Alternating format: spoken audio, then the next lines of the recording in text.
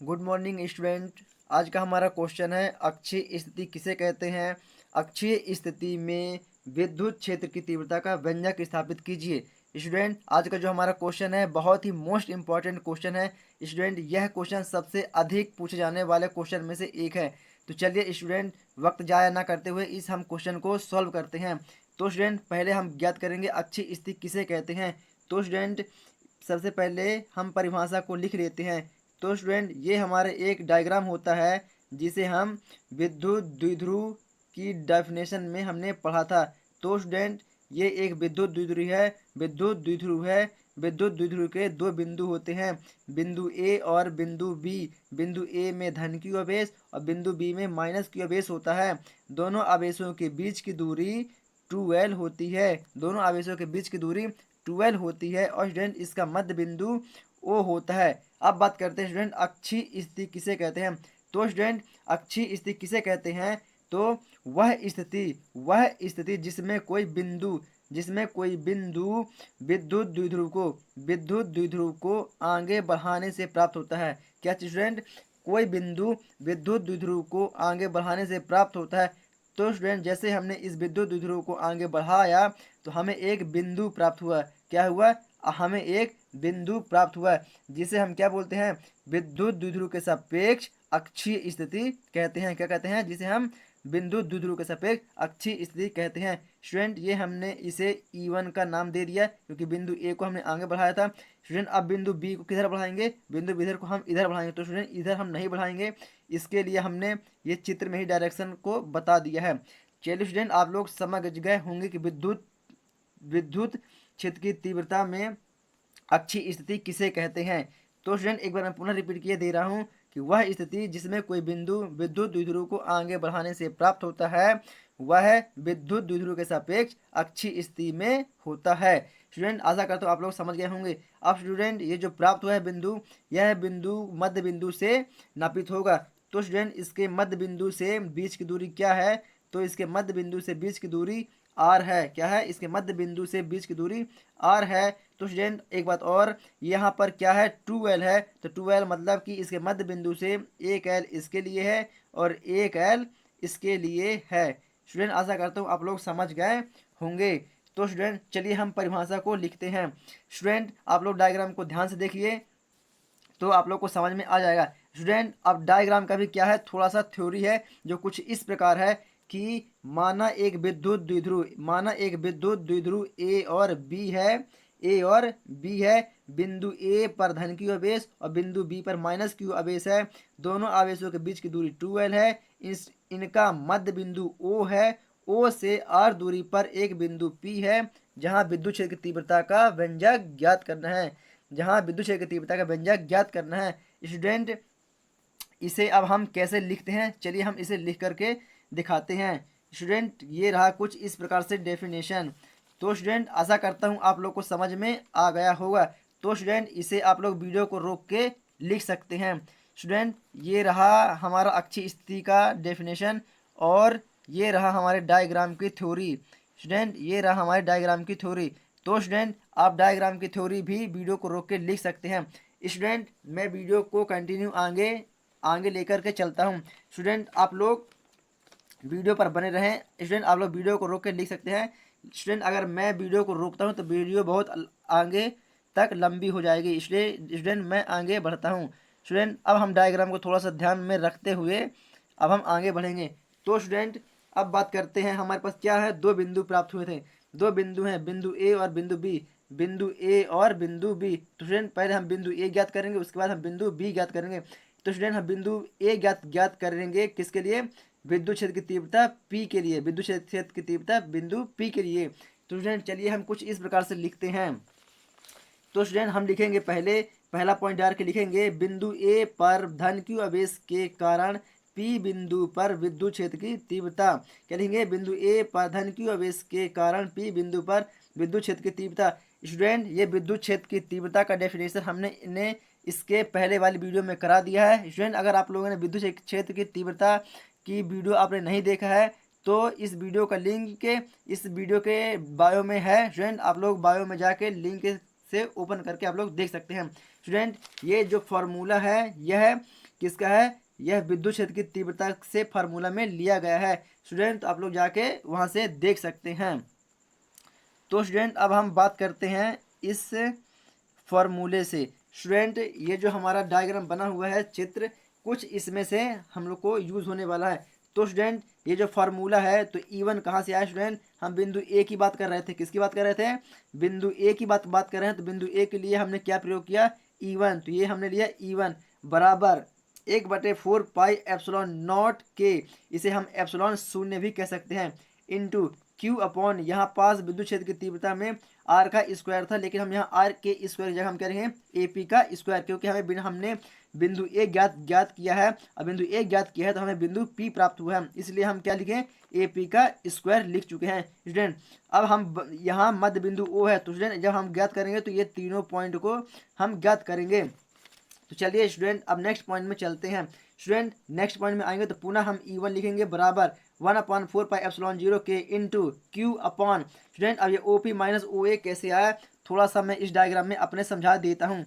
तो स्टूडेंट कुछ डायग्राम इस प्रकार से है कि हमने चित्र में देखा है। स्टूडेंट आप लोग चित्र में देखेंगे कि ये इसका क्या है, ये इसका मध्य बिंदु है। तो ये हमारा हो गया मध्य बिंदु, ये हो गया हमारा बिंदु ए, ये हो गया बिंदु ए, और ये हो गया हमारा बिंदु पी। स्टूडेंट ये हमारे 3 पॉइंट हो गए, क्या हो गया स्टूडेंट, 3 पॉइंट। ये हो गया मध्य बिंदु ओ, ये बिंदु ए और ये बिंदु पी। स्टूडेंट आप लोग बस ये 3 पॉइंट को समझेंगे तो आपको समझ में आ जाएगा। तो स्टूडेंट आप देखेंगे ये मध्य बिंदु ओ है और बिंदु पी है, तो पहले हम क्या लिखेंगे, ओ पी। क्या लिखेंगे स्टूडेंट, पहले हम किनारों वाले लिखेंगे, मतलब हम किनारे को किनारे से जोड़ देंगे तो क्या बन जाएगा, ओ और पी। तो पहले हम क्या लिखेंगे, ओ और पी, ओ और पी। अब ओ और पी में हम ओ माइनस ए कर देंगे, क्या कर देंगे, माइनस में ओ ए को घटा देंगे, तो क्या बचेगा, ए पी। क्या बचेगा, ए पी बचेगा। क्या बचेगा, ए पी, जो हमारे ऊपर लिखा हुआ है।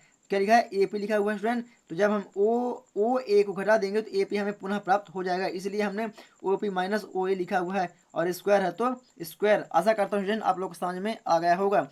चलिए स्टूडेंट नेक्स्ट पॉइंट में चलते हैं। तो स्टूडेंट आप लोग देखेंगे पुनः नेक्स्ट पॉइंट में, तो स्टूडेंट ये E1 है, तो E1 बराबर है तो बराबर 1/4 पाई एप्सिलॉन 0 के इंटू क्यू है तो क्यू बटे में, ये क्या है स्टूडेंट, OP और OA के बीच की दूरी। तो स्टूडेंट आप लोग इस चित्र में देख सकते हैं कि O और P के बीच की दूरी क्या है स्टूडेंट, R है। O से P के बीच की दूरी क्या है, R है, और O से A के बीच की दूरी क्या है, L है। क्या है, O से A की दूरी L है। तो स्टूडेंट हमने वही लिखा हुआ है कि O और P के बीच की दूरी R है, माइनस है तो माइनस, O और A के बीच की दूरी L है। स्टूडेंट हमने वही लिखा हुआ है, और स्क्वायर है तो स्क्वायर। आशा करता हूँ स्टूडेंट आप लोग को समझ में आ गया होगा। तो स्टूडेंट आप लोग वीडियो को रोक के लिख सकते हैं, मैं चलता हूँ नेक्स्ट पॉइंट पर। स्टूडेंट ये हमने बिंदु ए ज्ञात कर लिया है, अब बात करेंगे बिंदु बी की। तो चलिए स्टूडेंट अब हम बिंदु बी की बात करते हैं। तो स्टूडेंट बिंदु बी की बात करते हैं। स्टूडेंट आप लोग वीडियो पर कंटिन्यू बने रहें, तभी आप लोग को मेरी पूरी वीडियो समझ में आएगी स्टूडेंट, नहीं तो कुछ भी समझ में नहीं आएगा। चलिए स्टूडेंट अब नेक्स्ट पॉइंट पर चलते हैं। तो स्टूडेंट अभी तक हमने बिंदु ए ज्ञात किया था, अब हम ज्ञात करेंगे बिंदु बी। क्या बात ज्ञात करेंगे, बिंदु बी। तो स्टूडेंट अब हम लिखेंगे बिंदु बी पर माइनस क्यू आवेश के कारण पी बिंदु पर विद्युत क्षेत्र की तीव्रता। तो क्या लिखेंगे स्टूडेंट, अभी तक हमने E1 लिखा था, तो अब यहाँ पर क्या लिखेंगे, E2 लिखेंगे। क्यों लिखेंगे, क्योंकि हम बात कर रहे हैं इसकी, किसकी, E2 की बात कर रहे हैं स्टूडेंट। 1/4 पाई एप्सिलॉन 0 की, ये कहाँ से आया स्टूडेंट, विद्युत क्षेत्र की तीव्रता के डेफिनेशन से ये फार्मूला हमने लेके आया है, इंटू क्यू अपॉन, यहाँ पर क्या लिखा है स्टूडेंट, BP। क्यों लिखा हुआ स्टूडेंट, क्योंकि ये हमारा बिंदु बी है, और हमने जब बिंदु बी को आगे की ओर बढ़ाया तो हमें बिंदु पी प्राप्त हुआ, इसलिए हमने क्या लिखा, बी और पी, तो बी पी का स्क्वायर, बी और पी का स्क्वायर। आशा करता हूँ स्टूडेंट आप लोग समझ गए होंगे। स्टूडेंट अब बात करते हैं यहाँ पर, तो पुनः जो E2 है तो E2 लिखें, बराबर है तो बराबर 1/4 पाई एप्सिलॉन 0 के इंटू है तो इंटू क्यू अपॉन। स्टूडेंट एक बार मैं पुनः इसको रिपीट किए दे रहा हूँ यहाँ पर कैसे आता है। तो स्टूडेंट आप डायग्राम में देखेंगे, ये वाला हो गया बिंदु बी, ये वाला बिंदु हो गया ओ, ये वाला हो गया बिंदु हमारा कौन सा, पी, ये जो है हमारा पी, ये हो गया हमारा पी। तो स्टूडेंट इसे हम कुछ इस प्रकार से लिखेंगे। तो स्टूडेंट इसे हम कैसे लिखेंगे, ओ पी। स्टूडेंट पहले हमें बीच से ही शुरुआत करना है, कहाँ से, बीच से ही शुरुआत करना है। तो स्टूडेंट इसे हम पहले लिखेंगे ओ पी। क्या लिखेंगे, ओ और पी प्लस, प्लस क्या करेंगे, प्लस। जब इसको हम ओ बी के साथ क्या कर देंगे, प्लस जोड़ देंगे। जब हम ओ पी में ओ प्लस ओ बी कर देंगे, क्या कर देंगे, ओ बी कर देंगे, तो हमें क्या मिल जाएगा, बी पी मिल जाएगा। क्या मिल जाएगा, बी पी। जो ऊपर लिखा हुआ, क्या लिखा हुआ ऊपर, बी पी लिखा हुआ है। तो जब हम ओ पी में ओ बी को जोड़ देंगे तो हमें बी पी मिल जाएगा, जो ऊपर लिखा हुआ है। इसलिए स्टूडेंट हमने क्या लिखा है, O P plus O B, square है तो स्क्वायर। आशा करता हूँ स्टूडेंट आप लोग को समझ में आ गया होगा। चलिए स्टूडेंट अब नेक्स्ट पॉइंट में चलते हैं। तो स्टूडेंट अब देखते हैं यहाँ पास नेक्स्ट पॉइंट में, E2 है तो E2 बराबर है तो बराबर 1/4πε0 के है तो 1/4πε0 के इंटू Q अपन O और P के बीच की दूरी। स्टूडेंट O से P की दूरी, O से P की दूरी स्टूडेंट आप देख रहे हैं, O से P की दूरी क्या है, R है, और O से B की दूरी क्या है, L है। O से B की दूरी L और O से P की दूरी R है। स्टूडेंट आशा करता हूँ आप लोग समझ गए होंगे। तो ओ और पी के बीच की दूरी आर, ओ और बी की दूरी एल है, स्क्वायर है तो स्क्वायर। आशा करता हूँ स्टूडेंट आप लोग समझ गए होंगे। स्टूडेंट आप लोग वीडियो को रोक के लिख सकते हैं। स्टूडेंट मैं थोड़ा वीडियो को जल्दी करने की कोशिश करता हूँ। चलिए स्टूडेंट, स्टूडेंट अब आशा करता हूँ आप लोग को समझ में आ गया होगा। तो स्टूडेंट अब हमने बिंदु ए और बिंदु बी को ज्ञात कर लिया है, बिंदु ए और बिंदु को ज्ञात कर लिया है। तो स्टूडेंट जब जब हमने बिंदु ए और बी ज्ञात कर लिया है तो उसका क्या होगा, अब परिणाम निकलेगा। क्या निकलेगा, परिणाम। तो चलते स्टूडेंट अब परिणामी विद्युत क्षेत्र की तीव्रता। तो स्टूडेंट अब हम नेक्स्ट पॉइंट में लिखेंगे परिणामी विद्युत क्षेत्र की तीव्रता। तो स्टूडेंट परिणामी विद्युत क्षेत्र की तीव्रता है E बराबर E1 माइनस E2। क्या है, E1 माइनस E2। इसको दे देते हैं समीकरण नंबर फर्स्ट। क्या देते हैं, समीकरण नंबर फर्स्ट। स्टूडेंट अब जो नेक्स्ट पॉइंट होगा कुछ इस प्रकार होगा कि समीकरण एक में, किसमें, समीकरण एक में E1 और E2 का मान रखने पर, समीकरण एक में E1 और E2 का मान रखने पर। स्टूडेंट जब मान रखेंगे तो हमने पहले ही समीकरण एक में जो E1 और E2 है तो E1 और E2 का मान हम निकाल चुके हैं। तो समीकरण में देखेंगे स्टूडेंट, समीकरण एक में मान रखते हैं। तो स्टूडेंट ये E लिखा हुआ है तो ये E बराबर, तो बराबर E1 का मान हमने निकाला था 1/4πε0 के into Q upon R minus L का स्क्वायर। ये माइनस है तो माइनस। अब E2 का जो मान है कुछ इस प्रकार स्टूडेंट आप देख सकते हैं, ये ऊपर ही लिखा हुआ है। ये जो थोड़ा सा नीचे करते थे, ये है स्टूडेंट E2 का मान।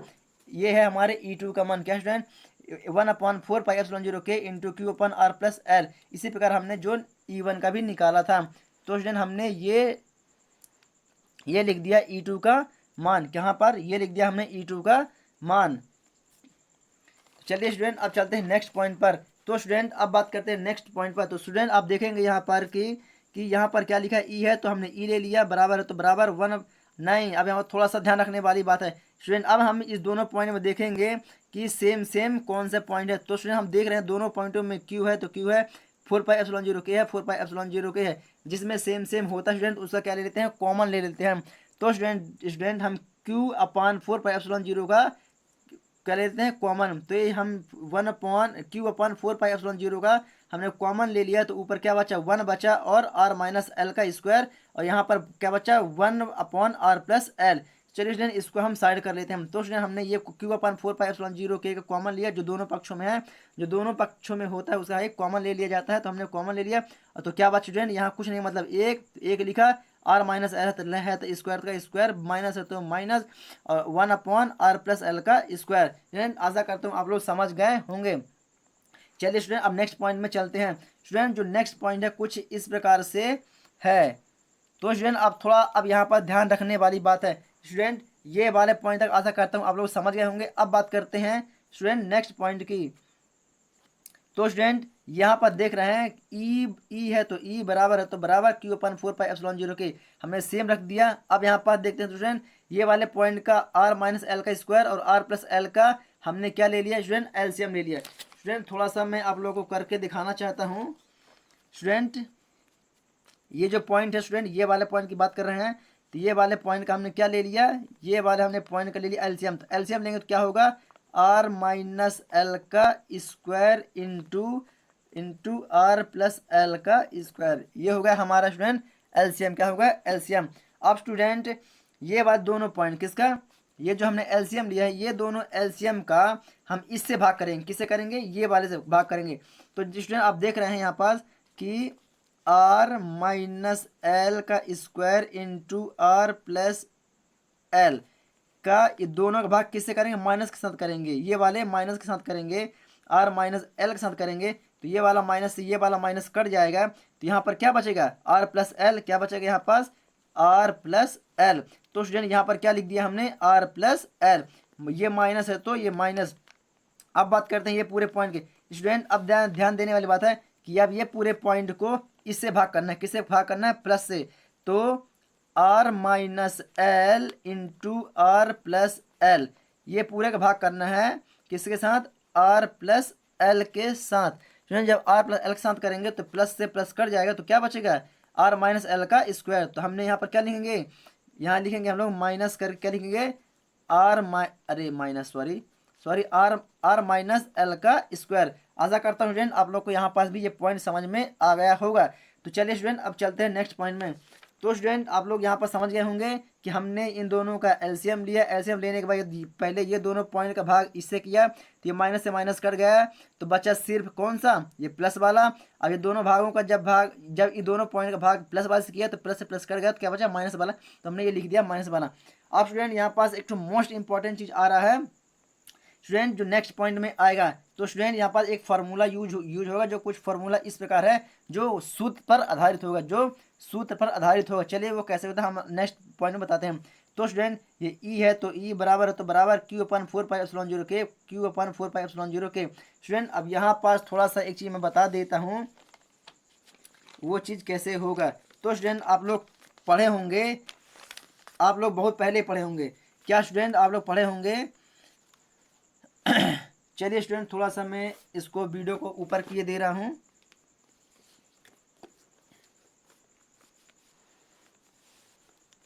ताकि आप लोग को भी बड़ी आसानी से समझ में आ जाए।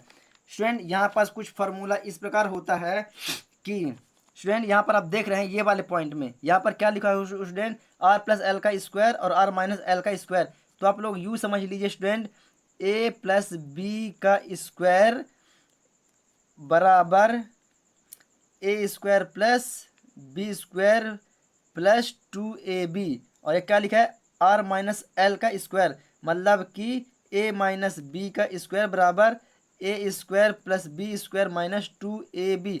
मतलब ये जो फार्मूला ए प्लस बी का है और ए माइनस बी का होल स्क्वायर के बराबर है, तो इसका भी सेंटेंस जो है हम कुछ इस प्रकार इस फार्मूले के हिसाब से रखेंगे। किसके हिसाब से रखेंगे, कुछ इस प्रकार रखेंगे। तो ये कैसे बनेगा स्टूडेंट, जो आर प्लस एल का स्क्वायर है इसका जो विस्तारित रूप बनेगा कुछ इस प्रकार बनेगा कि बराबर R square plus L square plus 2rl कुछ बनेगा। कैसे बनेगा, ये वाले पॉइंट का मान कैसे बनेगा, इसके हिसाब से ए प्लस बी का होल स्क्वायर के हिसाब से कैसे बनेगा, ये कुछ इस टाइप के बनेगा। और जो माइनस वाला है तो वो कुछ कैसा बनेगा, इसका भी देख लेते हैं। तो आर माइनस एल का स्क्वायर बराबर R square plus L square minus 2rl, इसका जो विस्तारित रूप है कुछ इस प्रकार से बनेगा।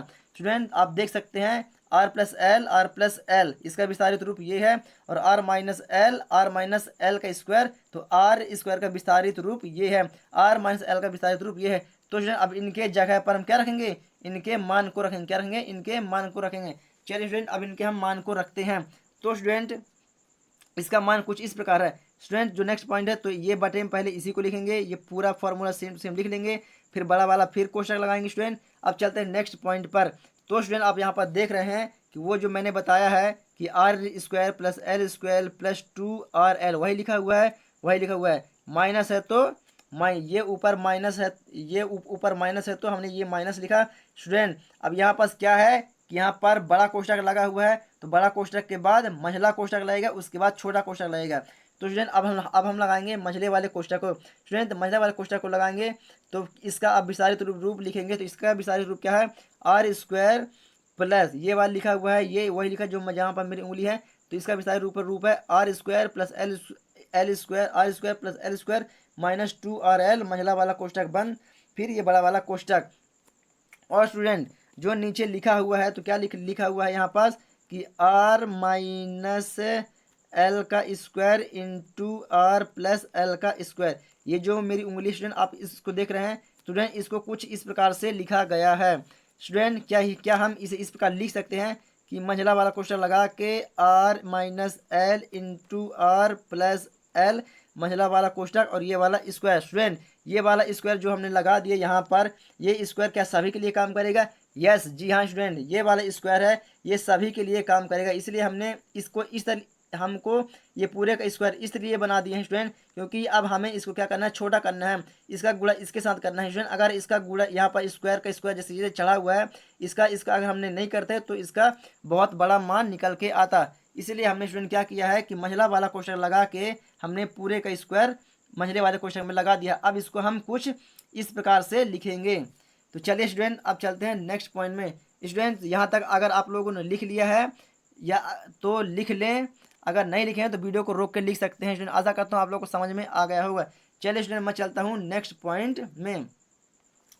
तो स्टूडेंट आशा करता हूँ आप लोग को समझ में आ गया होगा। तो स्टूडेंट मैं चलता हूँ नेक्स्ट पॉइंट पर।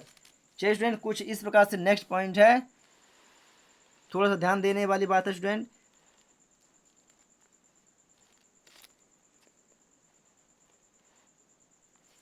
चलिए स्टूडेंट अब आते हैं हम नेक्स्ट पॉइंट पर।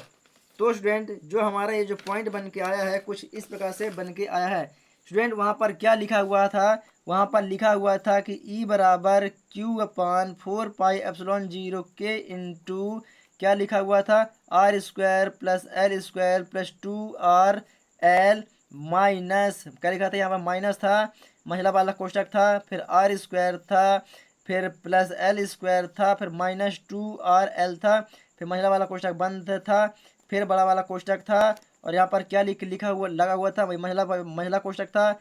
फिर यहाँ था R प्लस R नहीं R माइनस था, यहाँ पर R माइनस L था, यहाँ पर स्क्वायर नहीं लगा हुआ था, इंटू था, और R प्लस L था, फिर ये महिला वाला कोष्टक और ये लिखा हुआ था स्टूडेंट। ये था हमारा पहले वाला पॉइंट। इसके पहले वाला पॉइंट जो हमने पीछे से लिखा, हमने पीछे से उठा के यहाँ पर लिखा हुआ है स्टूडेंट। ये हमने इसलिए लिखा है क्योंकि हम इसे तुमको आप लोग को बहुत ही आसानी से समझा सकें। तो चलिए स्टूडेंट मैं आप लोग को समझाता हूँ। ये इसके पहले वाला पॉइंट है स्टूडेंट। ये पहले पॉइंट को जैसे ये ई लिखा है, इस ई लिखा है, ये ई लिखा है बराबर है तो ये बराबर है तो बराबर ये Q/4πε0 के तो 4πε0 के। अब स्टूडेंट इसको हम क्या करेंगे? कोष्टक खोलेंगे। क्या करेंगे? हम इसका पहले कोष्टक खोलेंगे स्टूडेंट। ये बड़ा वाला कोष्टक लगा है तो बड़ा वाला कोष्टक हमने लगा दिया है। अब ये जो हमारा महिला वाला कोष्टक स्टूडेंट, तो महिला वाला जब हम कोष्टक खोलेंगे तो इसका कुछ विस्तारित रूप इस तरह होगा। चलिए स्टूडेंट वो कैसे होता है मैं उसको आप लोग को बताता हूँ स्टूडेंट। इससे पहले जब हम कोष्टक को खोलते हैं तो चिन्हों का भी गुणा होता है। किसका? चिन्हों का भी गुणा होता है आपस में। तो स्टूडेंट जब कोष्टक खुलेगा तो चिन्हों का गुणा चिन्हों के साथ ही होता है। तो चलिए स्टूडेंट अब चिन्हों का गुणा को ध्यान में रखते हुए हम कोष्टक को खोलते हैं। तो स्टूडेंट ये आर स्क्वायर लिखा है तो हमने आर स्क्वायर लिख दिया है, प्लस है तो प्लस लिख दिया, एल है का स्क्वायर है तो एल का स्क्वायर कर दिया, ये प्लस है तो प्लस कर दिया, और ये 2R एल है तो 2RL कर दिया स्टूडेंट। अब यहाँ पर ध्यान रखने वाली बात है स्टूडेंट, ये कोष्टक है हमारा, ये कोष्टक के अंदर, ये कोष्टक के अंदर R है और कोष्टक के बाहर माइनस है। तो कोष्टक के अंदर R, इसके आगे कुछ नहीं है, मतलब क्या है? प्लस है। क्या है? प्लस है। तो प्लस अब माइनस का गुणा होगा तो क्या होगा स्टूडेंट? माइनस होगा। क्या होगा? माइनस होगा। तो हमने प्लस और माइनस गुणा किया तो क्या है? माइनस आया, और आर स्क्वायर है तो आर का स्क्वायर हमने कर दिया है। और स्टूडेंट देखेंगे कि यहाँ पर क्या है?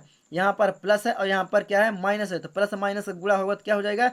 माइनस हो जाएगा। तो हमने ये लिख दिया माइनस, और एल का स्क्वायर है तो हमने एल का स्क्वायर कर दिया स्टूडेंट। अब यहाँ पर क्या है? माइनस है, और यहाँ पर क्या है? माइनस है। तो माइनस का गुणा माइनस के साथ होगा तो क्या होगा? प्लस। क्या होगा? प्लस। तो हमने ये लिखा प्लस, और 2RL है तो 2RL।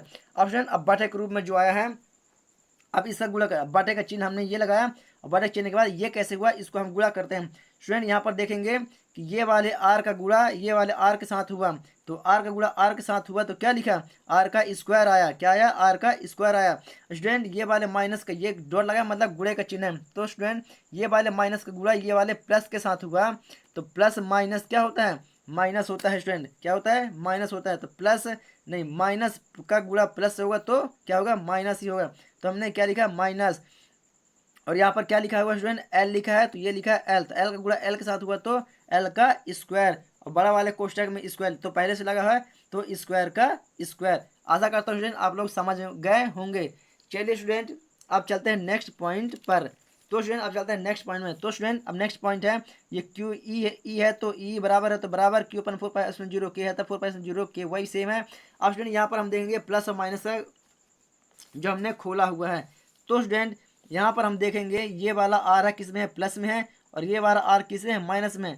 तो ये वाला आर और ये वाला आर क्या हो जाएगा, कट जाएगा। और ये वाला एल प्लस में है और ये वाला एल माइनस में है, तो ये वाला एल कट जाएगा और ये वाला एल कट जाएगा। तो क्या बचेगा स्टूडेंट, 2RL, क्योंकि ये वाला प्लस में है और ये वाला 2RL ये वाला प्लस में है। तो प्लस का साथ क्या होता है, जुड़ता है। क्या होता है, जुड़ता है। तब प्लस को प्लस से जोड़ देंगे तो क्या हो जाएगा, 4RL क्या हो जाएगा, 2 दूनी 4, 2 में 2 को जोड़ देंगे तो क्या हो जाएगा, 4RL। तो स्टूडेंट ये हमने लिख दिया 4RL बटे में आर स्क्वायर माइनस एल का स्क्वायर, तो आर स्क्वायर माइनस एल का स्क्वायर हमने लिख दिया है। चलते हैं स्टूडेंट, अब चलते हैं हमने नेक्स्ट पॉइंट में। स्टूडेंट ये है ई है तो ई, 4π0 के है, 4π0 के है तो के इंटू ये बड़ा वाला मतलब हाँ बड़ा वाला कोष्ठक लगाए, बड़ा वाला कोष्ठक लगाए। नेक्स्ट पॉइंट में स्टूडेंट अभी क्या लिखा है, 4RL, तो इसको स्टूडेंट हम ऐसा लिख सकते हैं क्या कि 2R into 2L। Yes student ऐसा हमने लिख सकते हैं। तो 2R गुणे 2L, तो हमने 2R इंटू 2L हमने इसे लिख दिया है। चलिए स्टूडेंट अब नेक्स्ट पॉइंट में चलते हैं। ये वाला पॉइंट है तो ये वाला पॉइंट हमने वैसे के वैसे लिख दिया है। चलिए स्टूडेंट अब नेक्स्ट पॉइंट में आते हैं। स्टूडेंट आशा करता हूँ आप लोग यहाँ तक समझ गए होंगे। स्टूडेंट अब नेक्स्ट पॉइंट में आएंगे तो ई है तो ई बराबर बराबर लेकिन यहाँ पर क्या ध्यान रखने वाली बात है स्टूडेंट, अब ये वाला जो क्यू है इसका बड़े कोष्ठक के अंदर क्या होगा, एंट्री होगी। क्या होगा, एंट्री होगी। जब इसकी एंट्री होगी तो ये भाग में है तो इधर जाएगा तो किधर जाएगा, गुणे में जाएगा। तो स्टूडेंट ये जब अंदर की ओर जाएगा तो यहाँ कुछ नहीं बचेगा, मतलब क्या बचेगा, एक। तो हमने क्या लिखा, 1/4πε0 के बड़ा वाला कोष्ठक, ये क्यू अंदर आया तो क्यू इंटू 2L, हमने 2L क्यों लिखा स्टूडेंट, क्योंकि क्यू इंटू 2L का कुछ मान होता है, इसलिए हमने 2L को आगे रख दिया और 2R को पीछे रख दिया, इससे हमें कोई दिक्कत नहीं होगी। स्टूडेंट तो आशा करता हूँ आप लोग समझ गए होंगे। तो Q into 2L into 2R ये अंदर कर दिए और बटे में R square minus L square, इसका स्क्वायर ये है तो हमने सेम रख दिया है। चूंकि हमको पता क्या पता है, Q इंटू 2L का मान क्या होता है, P होता है। क्या होता है, P होता है। ये होता है, ये कहाँ से आया स्टूडेंट, यह आया विद्युत द्विध्रुव अघूर्ण। ये जब आप लोग विद्युत द्विध्रुव अघूर्ण का व्यंजक पढ़ेंगे, हमने इससे पहले वाली वीडियो में पढ़ा चुके हैं स्टूडेंट, बायो में लिंक है, अगर आप लोग नहीं पढ़ा है तो जाके पढ़ लीजिएगा। तो यह है विद्युत द्विध्रुव अघूर्ण का मान। स्टूडेंट आशा करता हूँ आप लोग समझ गए होंगे। तो Q इंटू 2L का मान हमने क्या रख दिया, P, और 2R है तो 2R, ये वाला पॉइंट सेम टू सेम नीचे आ जाएगा। और ये R square minus L square, R square minus L square, square का स्क्वायर। आशा करता हूँ आप लोग यहाँ तक समझ गए होंगे। स्टूडेंट आप चलते हैं नेक्स्ट पॉइंट में। स्टूडेंट अब इन दोनों का क्या कर देंगे, आपस में गुणा कर देंगे तो क्या बन जाएगा, 2PR, ये सेम है तो ये वाला सेम पॉइंट उतार देंगे तो क्या बन जाएगा, 2PR। स्टूडेंट आशा करता हूँ अभी थोड़ा सा एक मिनट स्टूडेंट, आप लोग वीडियो को रोक के आप लोग लिखते रहिएगा, मैं बार बार नहीं बोलूँगा। स्टूडेंट आशा करता हूँ आप लोग मेरी बातों को समझ गए होंगे। चलिए स्टूडेंट आप लोग यहाँ तक लिख चुके हैं। चलिए स्टूडेंट यहाँ पर लिखा हुआ है, क्या लिखा हुआ है स्टूडेंट, 2PR। स्टूडेंट ये P का ये वाले 2R के साथ गुणा हो जाएगा तो क्या हो जाएगा, 2PR। ये नेक्स्ट वाला पॉइंट, नीचे वाला पॉइंट सेम टू सेम वही रहेगा। स्टूडेंट अब बताएंगे यहाँ पर यह भी, ये जो L है अगर R से क्या हो, छोटा हो, क्या हो, ये वाला L R से छोटा हो तो क्या होगा, उसे हम नगण्य मानकर छोड़ देते हैं। क्या करते हैं, उसे हम नगण्य मानकर छोड़ देते हैं। तो स्टूडेंट हम लिखेंगे यदि L छोटा छोटा छोटा R हो तो, यदि L छोटा छोटा छोटा R हो तो क्या करेंगे, उसे नगण्य मानकर छोड़ देंगे। तो नेक्स्ट पॉइंट में कुछ इस प्रकार से लिखेंगे कि E है तो E बराबर है तो बराबर 1/4πε0 के, सेम वही लिख देंगे। 2PR, लेकिन यहाँ पर L को क्या करेंगे, हटा देंगे, क्योंकि L क्या है, R से छोटा है। तो L हट जाएगा तो क्या बचेगा, R का स्क्वायर, और ये बड़ा वाला स्क्वायर रहता है स्क्वायर का स्क्वायर। तो 2PR बटे R का स्क्वायर, कोष्टक बंद और स्क्वायर, फिर 2 का गुणा 2 से हो जाएगा तो कितना हो जाएगा, 2 दूनी 4। तो नेक्स्ट पॉइंट में R की पावर 4 हो जाएगी। तो ये वाला पॉइंट सेम रहेगा, ये भी सेम रहेगा, या बस 2PR बटे R की पावर 4। स्टूडेंट यहाँ पास एक R है और यहाँ पर कितना है, यहाँ पर 4 R है, मतलब 1 R और 4 R। जब 1 R को 4 R से काट देंगे तो यहाँ पर कितना बचेगा, 3 R। कितना बचेगा, यहाँ पर 3 R बचेगा। कितना बचेगा, यहाँ पर 3 R बचेगा। तो स्टूडेंट ये R से 1 R इसका हम काट देते हैं तो यहाँ पर 3r बचता है। तो नेक्स्ट पॉइंट कैसे बनेगा स्टूडेंट, ये ई है तो ई बराबर है तो बराबर 1/4πε0 के 1/4πε0 के इंटू 2p, आर तो कट गया तो यहाँ क्या बचेगा 2p, यहाँ एक आर कट चुका है ऊपर वाले आर से, तो क्या बचेगा यहाँ पर आर की पावर 3, तो यहाँ पर हमने लिख दिया आर की पावर 3 न्यूटन प्रति कूलाम। न्यूटन प्रति कूलाम ये क्या है, विद्युत द्विध्रुव का क्या है, एसआई मात्रक है। क्या है ये, एसआई मात्रक। क्या है ये, एसआई मात्रक है। अभी हम इसको दे देते हैं समीकरण नंबर 2। क्या दे देते हैं इसको, समीकरण नंबर 2 स्टूडेंट। अब यहाँ पर जो क्या लिखा हुआ है, के लिखा हुआ है, क्या लिखा है, के है। इसे हम क्या करेंगे, नगण्य मानकर छोड़ देंगे। क्या करेंगे, वायु या निर्वात में इसे हम के बराबर 1 का मान बता देते हैं। क्या बता देते हैं, वायु या निर्वात में, किसमें, वायु या निर्वात में, मतलब हवा में उड़ा दिए तो के बराबर क्या हो, 1 हो। के बराबर 1 हो तो क्या है, अगर इसका मान 1 है तो 1 लिखने की हमें जरूरत नहीं है। क्या है, हमें 1 लिखने की जरूरत नहीं है। तो स्टूडेंट आशा करता हूँ आप लोग समझ गए होंगे। तो स्टूडेंट जो हमारा नेक्स्ट पॉइंट बनेगा उसमें सिर्फ के नहीं रहेगा। स्टूडेंट आप लोग वीडियो को रोक के लिखते रहिएगा, मैं बार बार नहीं बोलूँगा।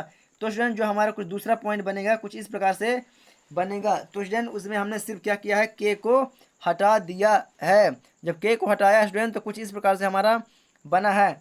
तो ई बराबर 1/4πε0 के इंटू 2p अपॉन आर की पावर 3 न्यूटन प्रति कूलाम।